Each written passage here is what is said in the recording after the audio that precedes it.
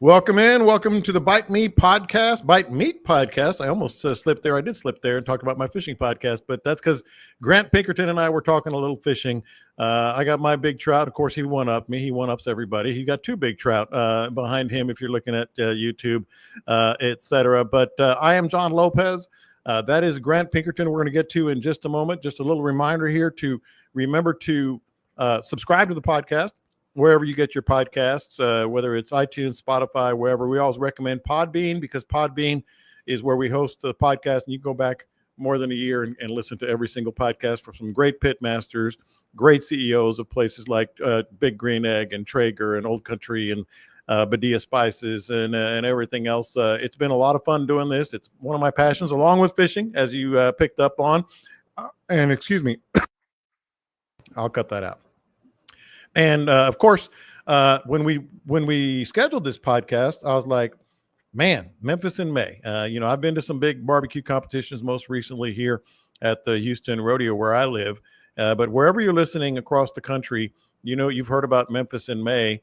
And Grant, I want to start really not just there, but you've had yourself a week, man. Grant Pinkerton, Pinkerton's Barbecue here in Houston. You've had yourself a week. I'll lay it out, and then you tell me about it. Obviously, Memphis in May. I believe you did. You walked the stage on wings. Correct me if I'm wrong. And then brisket first place, tie first place, I think, with Fred Robles. And I want to get to that as well. And then lo and behold, the Texas Monthly Top 50 comes out only once every 4 years.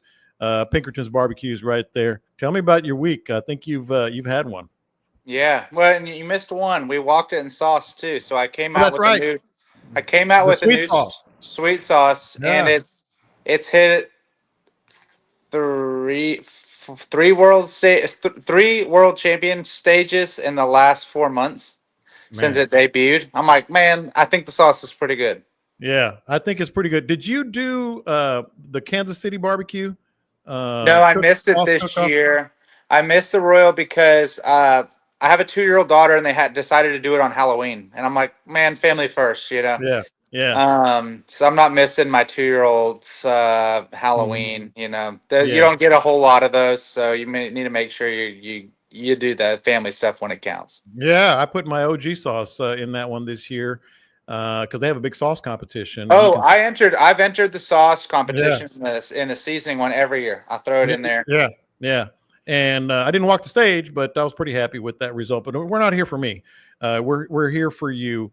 I want to start. We'll get to the Texas Monthly Top 50, which is just incredible. First of all, your thoughts on that as it hit this week? Man, we kind of had a little suspicion that we'd be on there. They have to kind of reach out and stuff. Yeah, a little fact check. And since it's the third time we've made it, we've been on it every year since we've opened. I knew when it was getting late though. I was like a little squirrely, at this point, I think we have a great product, and we have a lot of great fans and customers. And, I felt like we were in a position where if we didn't make it, man, we have a lot of people that love us, and it would be fine. But, man, I was really excited to do it because we do, as a team, we work very hard to be very consistent. And I think that is, we're not out there trying to reinvent the wheel. There's a lot of barbecue places out there right now that are, they're pushing limits on things. Man, our thing is we're going to do the common thing uncommonly well, at least at the stores we currently have. Yeah. And I feel like making it 3 times in a row with the same menu, basically you open with a few different things, with the chicken thighs, there's a few things that have changed, but basically a very just basic, straightforward barbecue menu. Man, I think we must execute it pretty well, Yeah, and we had you on previously a few months ago, and we kind of got your backstory, so I don't want to dig in too much to that, but people can go back on Podbean and listen to that story and your background, et cetera. What I do want to start with here is I keep up with your social media, of course, and you did a fantastic job, especially on Instagram with the videos and taking people behind the scenes. let's take people behind the scenes here, because I'm looking at some of your videos and some of the things you posted, and I know how big Memphis in May is, and I know it's a hike. I want to start there. Like I think we talked a little bit about your competition team, but not in the detail of getting ready for a competition like this. When did it start? Like actually getting ready for Memphis in May, and then you got to pack all this stuff, and then you got to, drive all this stuff. Just take us through that process first. So normally packing and inventory, I have a whole storage unit that's just dedicated to Memphis in May stuff. So when I come home, I get everything clean. I leave it there. I know that all my stuff is there for the next year, And so normally we take our first peek at that storage unit about 10 days before we leave. And we go in, recheck everything, make sure nothing disappeared, and then start cleaning up all your on-site presentation things, ironing tablecloths, because it's a different animal, that one. With the whole on-site presentations. I always tell people they like to call it the Super Bowl of swine up there, but it's really the masters of barbecue, because it's such it's shirts got to be pressed, tucked in, on-site judging, flowers in every tent. I mean, do people have live running fountains? I mean, chandeliers, that kind of stuff. That it's a very unique element to, and a kind of old school traditionalist element for barbecue competition. So we get all that going the week before. And then I leave. I have this year I had a hot shot person. I had a hot shot person take one of my trailers to Memphis on Saturday. Okay. Move it in. So that's a week before game day. And then I left Monday morning at 4:45. Okay. And we drove up there, dropped another trailer. And then really it's 2 days of kind of going around, one setting up the spot, the team space. And then I go around and, getting stuff at the grocery store, kale to garnish your hogs with, the fruit, the flowers, the whole 9 yards. Man, it's a solid day of errands, day and a half of errands.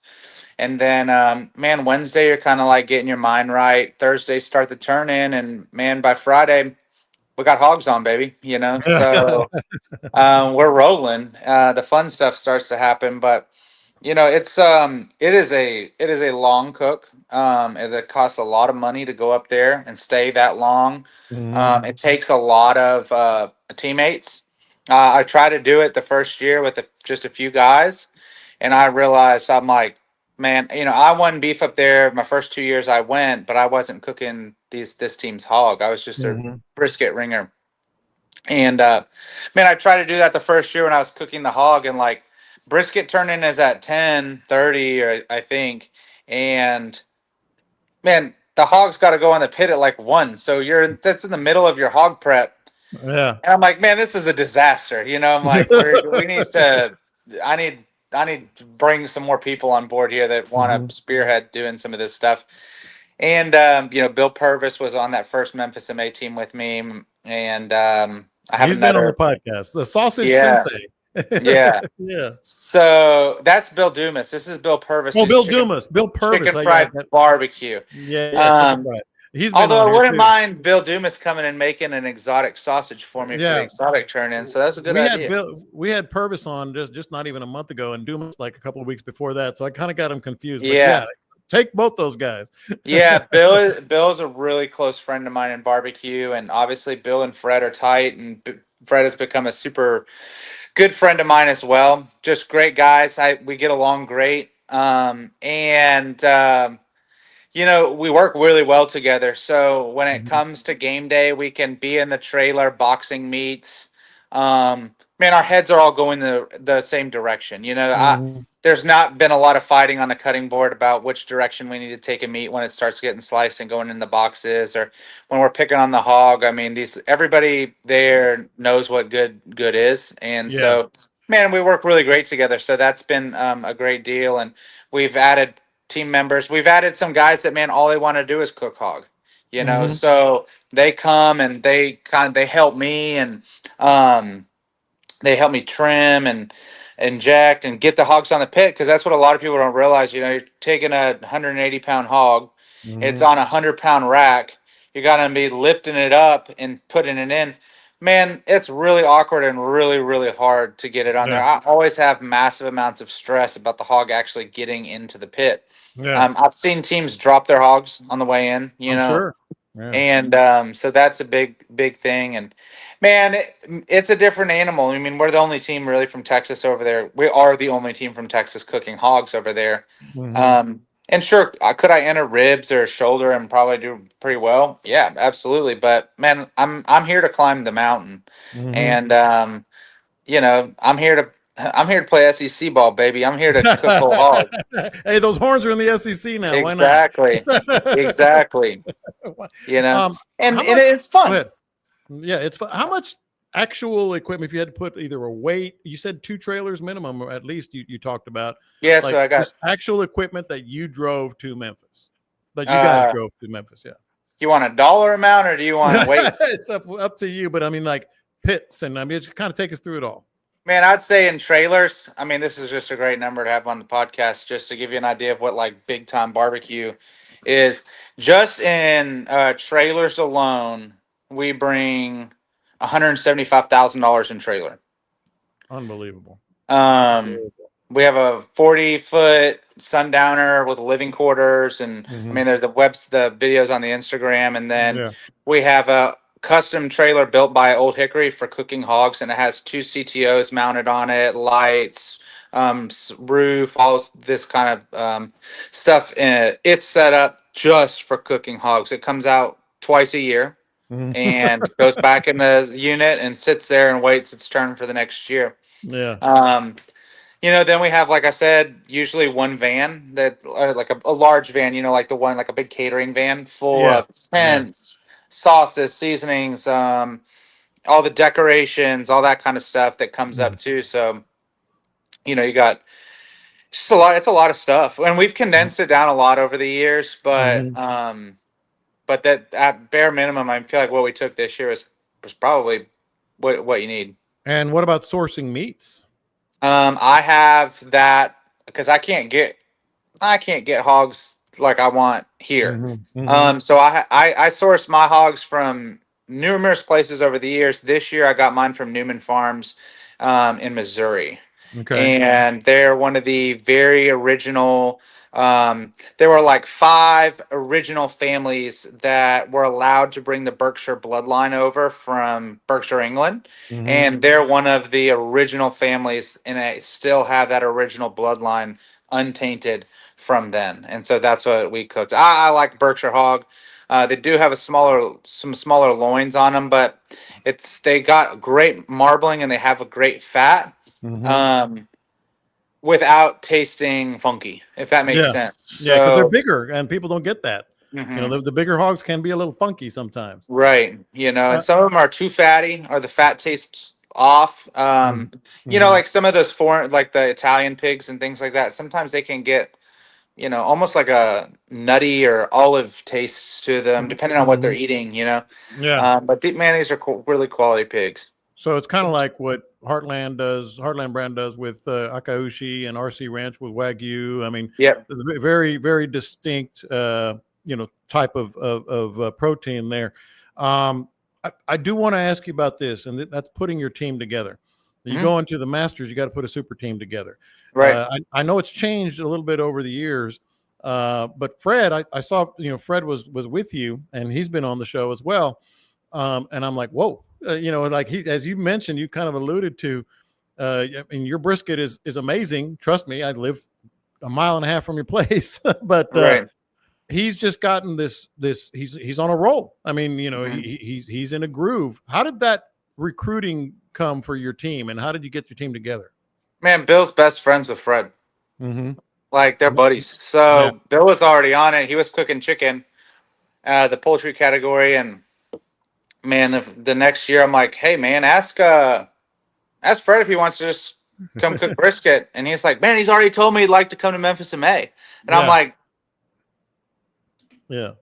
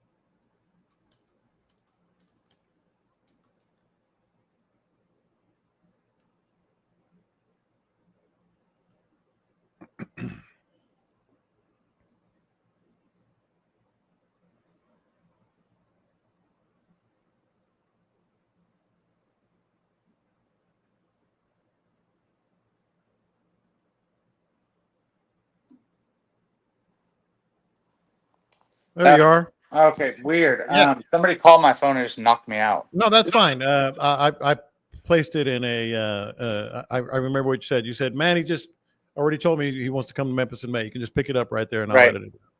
Okay.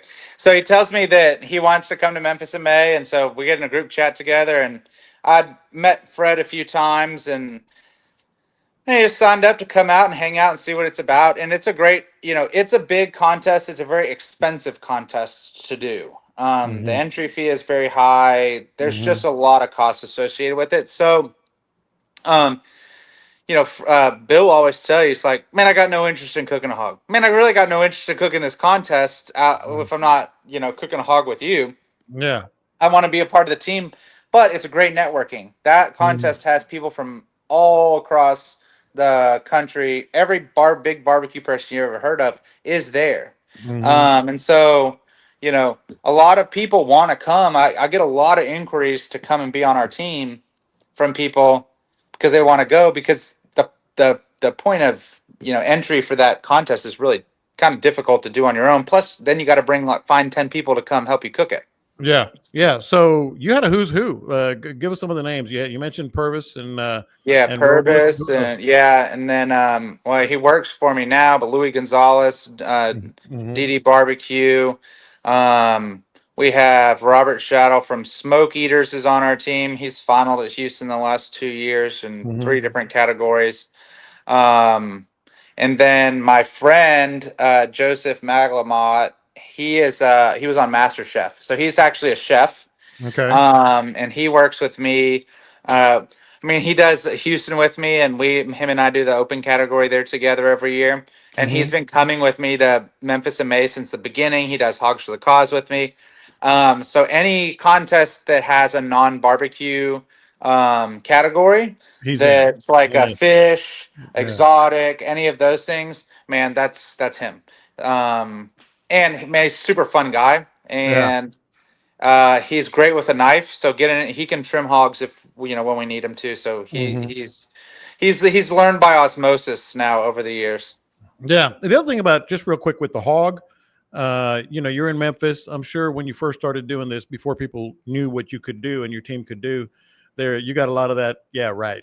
Texas guy Hmm. going to come up here and make a hog. But you've more than held your own in that category. That tell us about that. We have, yeah. The first team to ever walk the stage from Texas there in hog, I believe. I've never heard of another one. Mm-hmm. Um, and I was very lucky.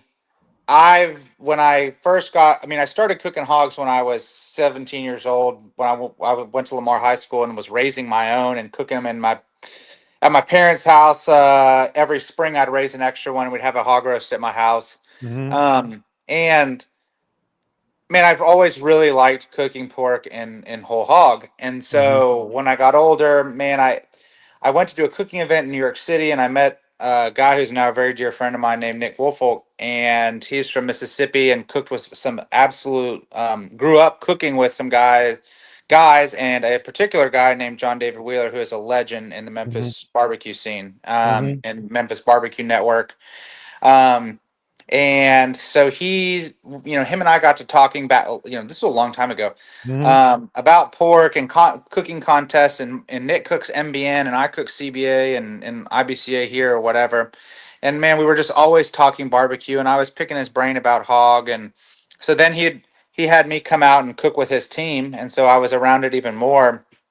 And when I was going to Memphis in May, I was cooking with a different team that, there's a particular way I cook the hog and Nick cooks the hog. Mm-hmm. And the guy who kind of started that's name is Skip Steele, and he's from St. Louis. Okay. And he was from Pappy's Smokehouse in St. Louis, which is a very, very famous barbecue joint.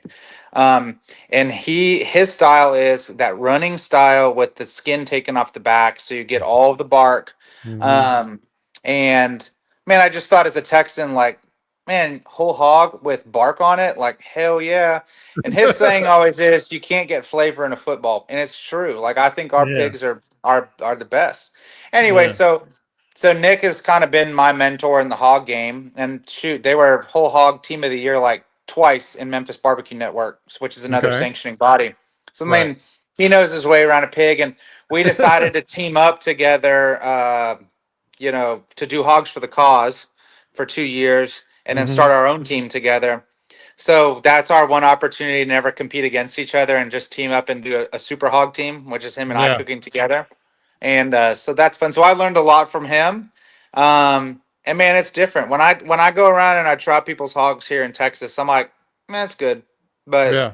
it's a long, long way from where it's supposed to taste. It's a different world. Yeah, Mhm. totally And different and world. and even the hog I cook is completely different than the guys who cook hog in the Carolinas. Man, Mm-hmm. when I do one at the new restaurant, man, people are. Hey, if you've had that Carolina style, man, this is gonna be completely different. When you come and eat it, Yeah. it's gonna blow your ears back. I'm sure it will. I don't know if I have. I'm gonna have to do that for sure. So you're there. The trends are. Well, let me go back to one thing because talking about how the team got put together, a lot of people don't know this either. Certain teams can be on a lot of these competitions, but a lot of them are invitation only. And so, like, you have a Fred Robles, you have a Bill Purvis. Maybe his team is not one of the ones that gets there. That's I know that's how they do it here at the Houston cook-off and the San Antonio cook-off. Is that similar? Is that one reason you can get some of these guys because they're not going to have their own teams there? I think one reason people don't want to have teams, I mean, just to pay your ticket to enter the park as a team. I mean, for Mhm. us, for the whole hog, it's like 5 grand. Oh my goodness, that's a So, I good mean, a reason. lot, That's a good yeah, a lot of reason. guys are like, man, I'm not. And then, Yeah, cooking 3 hogs, that's a lot of yeah, money. yeah. Just the cookers are expensive. And like I said, some guys came this year from Texas to cook ribs and shoulder, but it's just a lot. Hmm. And I don't know. I think there's something special about being I mean, I tell people this all the time, man. I'm a very driven person. We're going to climb that mountain Hmm. and we are going to final and win hog at some point.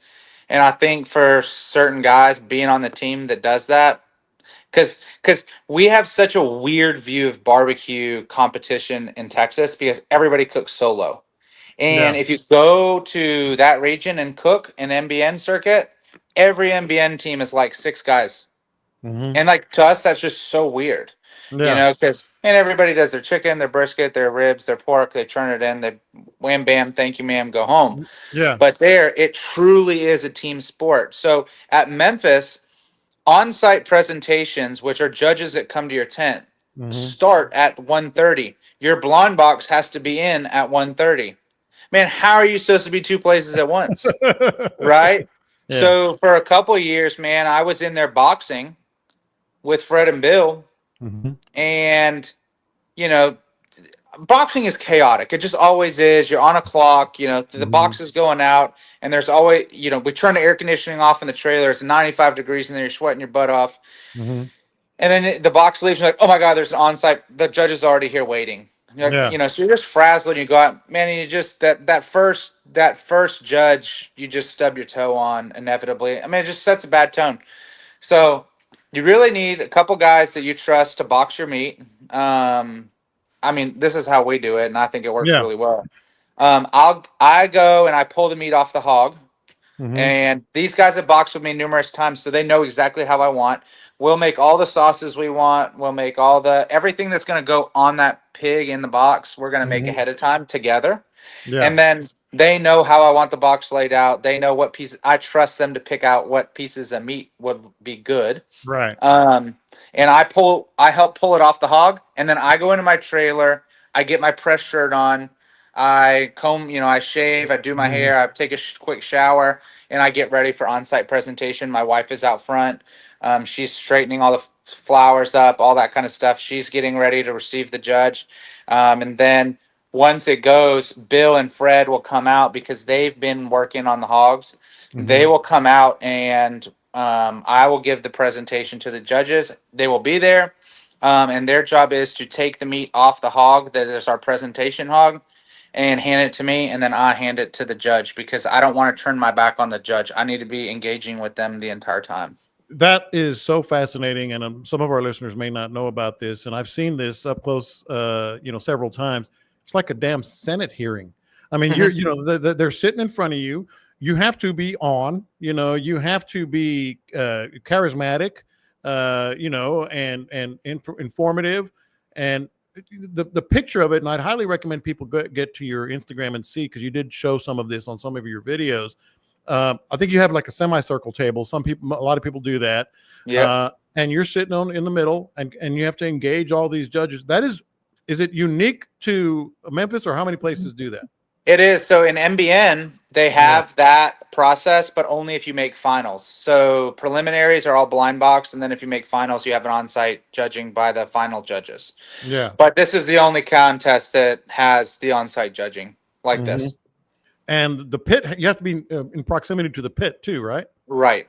Yeah, So because they part of it is they go up to it. You have to talk to them about what pit you're using, why you're using it, how the pit operates, how it cooks, what temperature you cook at. I mean, all those things they want. They're looking at the hog in there. They're inspecting it.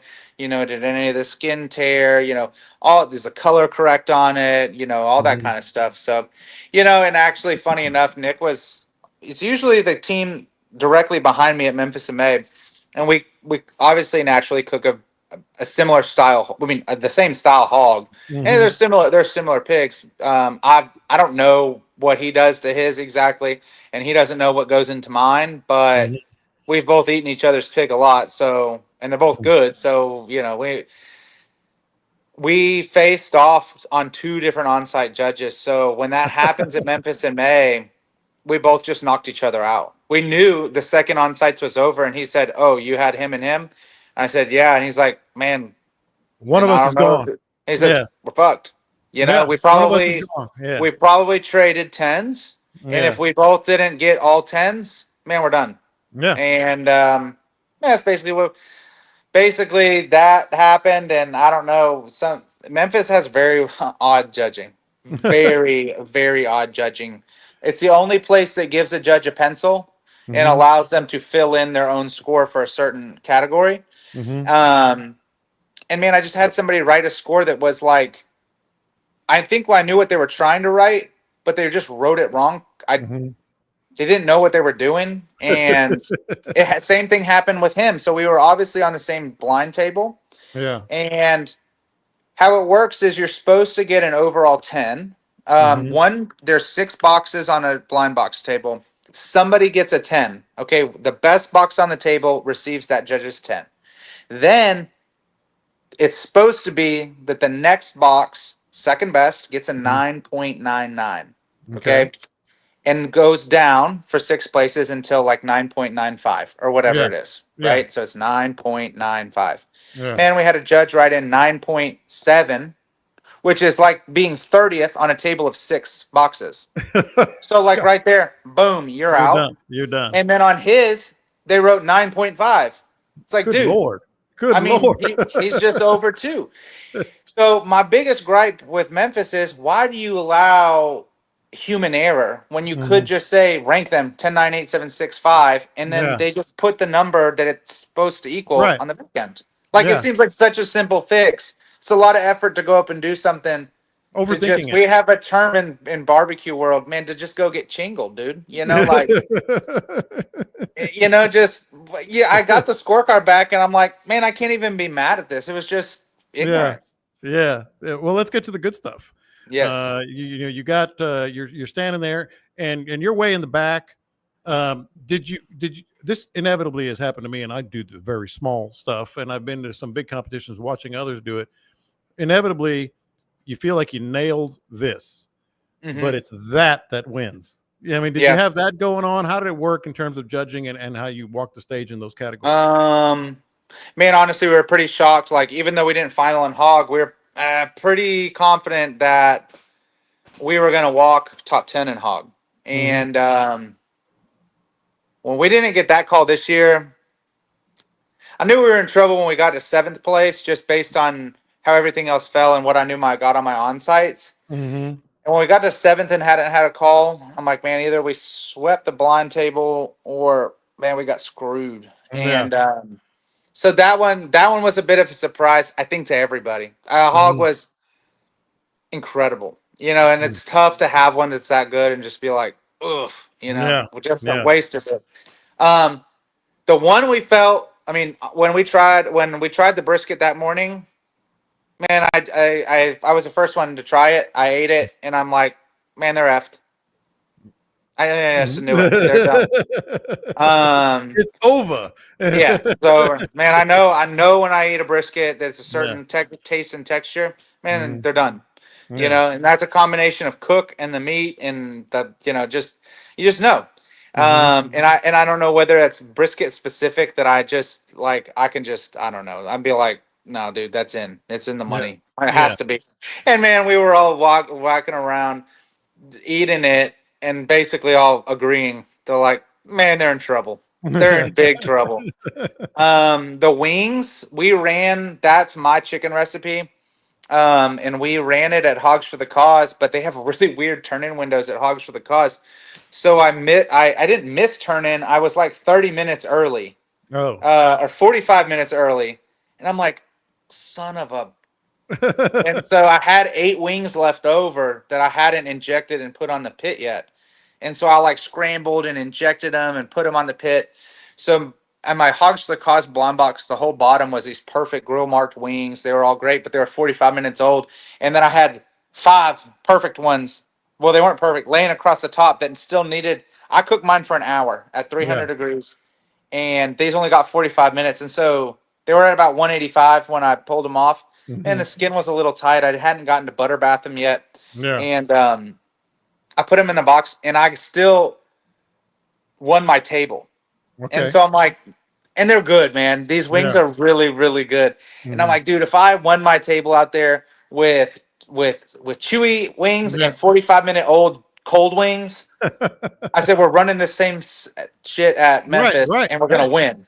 Hmm. And so we did them, and we got them off, and I cooked those ones on a Weber at Memphis. We took them off, and I ate one in the thing, and I'm like, man, we're in the money. I know Yeah. it, dude. And Yeah. the rest of the weekend, I was telling everybody, it's like, we're gonna walk in wings. We're gonna walk in wings. And I think that's why in the video I'm so fired up Yeah. because You're one, I had pointing and redemption. yeah. Yes, I had redemption for the wings that fell short, which I knew were gonna walk too, but I screwed myself. And then to come back and call it all weekend, back, man, I think they're gonna get in there. And that's a Thursday turn in. So I was talking shit Thursday and Friday and Saturday about it. Yeah. Yeah. Uh, the sauce, man, I was elated. I wasn't even paying attention when that one happened. Hmm. And I was just really pumped up about that. You drop a new product and for it to hit at a world championship, man, that's a big deal, That So is a huge deal. So you obviously felt good about that, and the hog obviously was just a bleep show from the start. It dude, seemed it was like. a heartbreaker. It was a heartbreaker. And we had one of like a very senior judge do our on sites. Hmm. And he is a very senior MBN judge. And man, he made a point when he was leaving our tent. He stopped and he turned around and he came up to me and he put his hand out and he shook my hand. He says, "Man, I just want you to know, young man, it's amazing hog." And Hmm. I think if I hadn't gotten that, I would have been pretty upset after the day. But man, I know that guy knows what he's talking about. And I got Hmm. his 10. Yeah. And man, he judged some other amazing teams. And for him to turn around as the probably most qualified judge that ate my food that day Yeah. and make a point to stop him in his tracks and to have him turn back around and say that to me. And then after the judging was over, he came back and told me again how incredible the hog was. And man, for me, that's one of those things in competition barbecue. It's like, man, you're Yeah. on their ass. Don't change anything. This is the Yeah. feedback you needed. Stick it in your pocket. Run it again. Yeah. No, I totally agree. A couple more things here because this is just fascinating to me, and I know a lot of our listeners. I say this all the time, whether it's cooking or fishing or whatever. There's going to be a surprise. There's going to be something that comes up that you just weren't either. Well, maybe you were ready for it, but you were hoping wouldn't happen. Was there any of that happening during the course of the weekend? There's Hmm. always something where you're like, okay, now we got to scramble. Now we got to Okay, yeah, adjust. yeah, yeah, yeah. Yeah, yeah, yeah. So that I mean, sad, but the storm that went and I think killed 24 people in Kentucky. Hmm. Man, that was supposed to hit us on Friday night. And we were scrambling to take all the tents out of the site. They had to Hmm. evacuate Memphis in May, and they locked it down for only like mandatory personnel only in there. Yeah, yeah. And so, from 5 o'clock to 8 o'clock that night, we're waiting on this line of thunderstorms that pop up. Mm-hmm. And dude, I mean, we basically packed everything in with wagons out of the cook site so that it didn't get shredded and blown away. Plus, you're putting up all your plants. I'm like, dude, if it's supposed to hail 1 inch or more size hail, that's going to shred every plant we have here. We're not going to have anything for tomorrow. So we're moving all those underneath the trailers. We're taking all the tents down. Where the one tent we had left up, we have 150-pound weights on each leg, ratchets strapped down. You're making sure that the generator's working on the trailer in case the power goes out there. We can switch the pits over to the power on my big trailer. And man, also like my wife just being like, all right, well, I got to leave the parking lot now. Like, good luck tonight, and being like, all right, well, I'll see you in the morning, I hope. And dude, we got so lucky. That line of storms was supposed to come up right before Memphis and just smash us, and it ended up not, and basically forming just like 15 miles to the east of us. So here's a very important question. And I have another one. I have another thing that came up that was just drove me nuts. If you got time, I got time. So when you're cooking the hogs, you have to use you inject them, obviously, and we use a thing called a Chops Power Injector, which you plug in, and it has like a 4-prong needle on it, and you stick it in. I mean, they just have a propensity to like go out and not work the way you want. I mean, you're putting salty, silty, seasoned water through a pump. Man, things just don't want to work.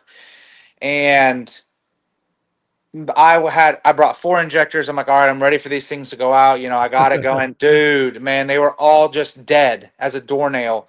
And we were sitting there having to take this thing out and prime them. And I don't know if you've ever tasted hog injection, but it is super salty. And so you're sucking it through a thing. And, it ended up taking us like an hour and a half to inject these pigs just because these freaking things were breaking. It was just not the way you want to start your hog cook.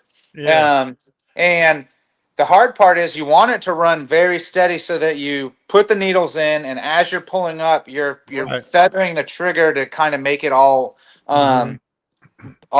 even. But what was happening is the solenoid was getting messed up and shutting off the electric pump, and so it would stop. And so then when we get it going again, you'd stick the probes in there and you'd hit the button, and man, it would all just out. And so we were getting these big pockets of injection in the hog, which is not what you want. It's like sucks. But so that just started off that just had me pissed off at the pigs early Friday morning. It just wasn't the way I wanted to start the cook. All right, so here's that important question, and I say this with all due respect. Why do you do this? This is an incredible endeavor. It's expensive. It's time-consuming. It's stressful. You don't necessarily need it. We've all been to Pinkertons, and we know your success there. But there's got to be a good reason. Well, to be completely honest, I'm obsessed. There's certain things in my life that I lock in on, and I'm like, man, I'm like a pit bull, dude. I'm not gonna get off the ankle until I'm dead. And until I climb the mountain, I think winning hog at Memphis in May is one of those things where, man, I'm going to keep swinging at this thing, and I'm going to keep practicing and doing it until we do it. One, for myself, because I told myself I'm going to do it. And two, man, for our state. Because everybody always talks, oh, Texas, y'all guys do beef. Like, yeah, we do. But you know what else? Man, we can cook anything.